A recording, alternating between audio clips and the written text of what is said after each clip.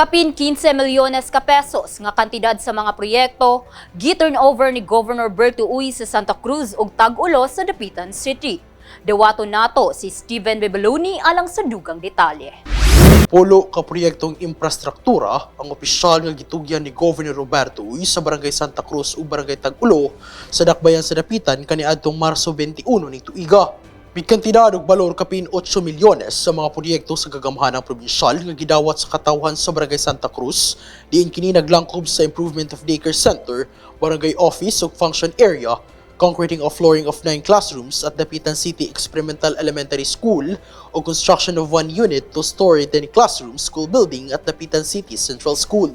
Kining mao mga proyekto na napahimuslan na sa katawhan sa Dakbayan, malipayon yung gidawat ni Vice Mayor Jimboy Chan o gitunol ngadto sa katawhan sa maong barangay pinanguluhan ni Konsehal Ellen Pahe o Konsehal Dioscoro S. Hamoy Jr.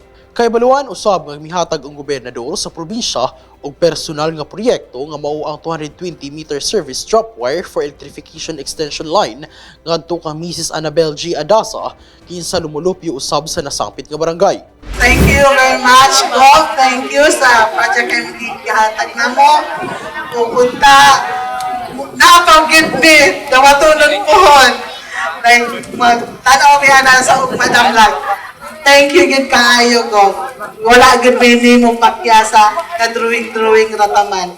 Tinuod gid ni. Thank you. Samtang pito ka mga proyektong infrastruktura ang formal nga gidawat ni Barangay Chairman Sheila B. Sumalpong didto sa Barangay Tag-Ulo. Ining mga proyekto gilakipan sa construction of 1 unit covered court at Tag-Ulo Elementary School, installation of water pipeline, extension of pipeline, additional 1 meter covered court flooring, construction of water supply system o construction of basketball goal.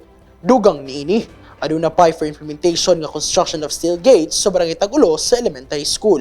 Gawas niini nakabenepisyo usab ang 5 ka bubong ug household electrification nga personal nga gipunduhan sa gobernador ingon man ang renovation sa St. Vincent Ferrer Chapel. Magpabiling updated sa mga pinakaulahing kalambuan ning atong probinsya. I-like ug i-follow ang among Facebook page ug mag-subscribe sa among YouTube channel. Kini si Lady Mereluya alang sa Zamboanga del Norte Provincial News Network. Ang dapig sa kamatuuran, duyog sa kalambuan.